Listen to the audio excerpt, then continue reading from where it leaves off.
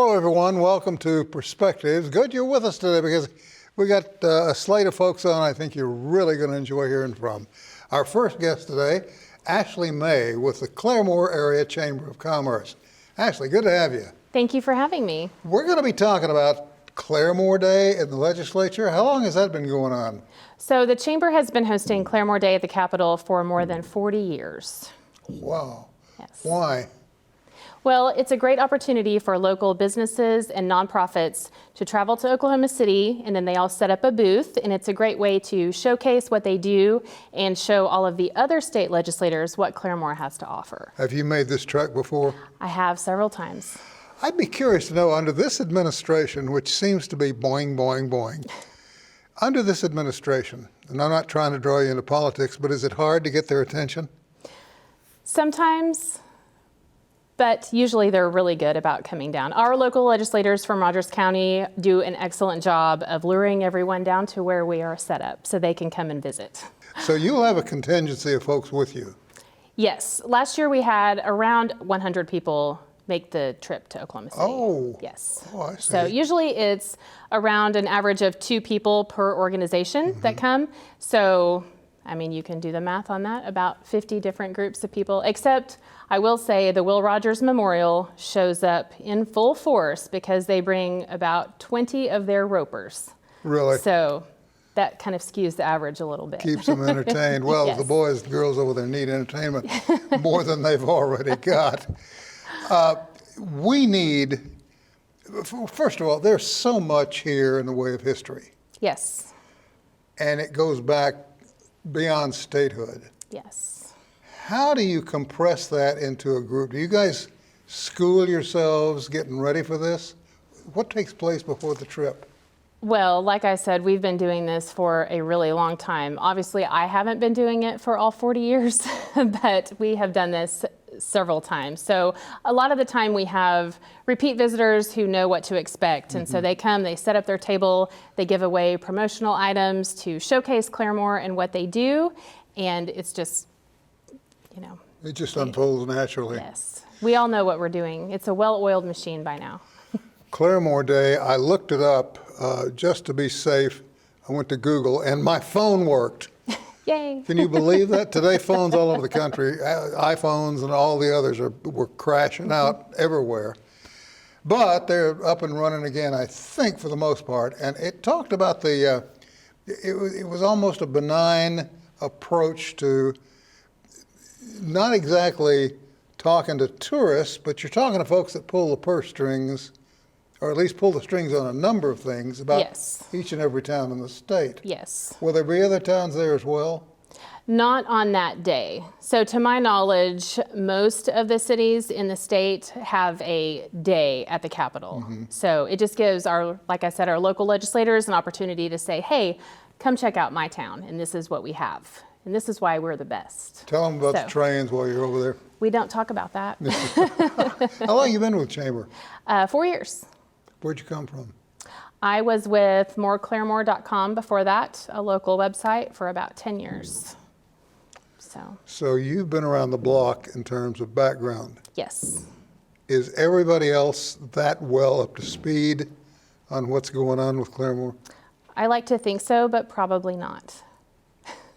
But we try to do a good job in telling our story because Claremore is a great place to live and work and play, and we really try to show that to people. You know, every time I come into this town and I drive up the main drag, especially at Christmas, there's a sense of the way Christmas used to feel in my hometown many years ago.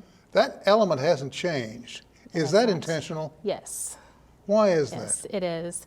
Because, you know, it's funny, you'll see on social media, people will post old photographs of Claremore, and those Christmas decorations are always front and center.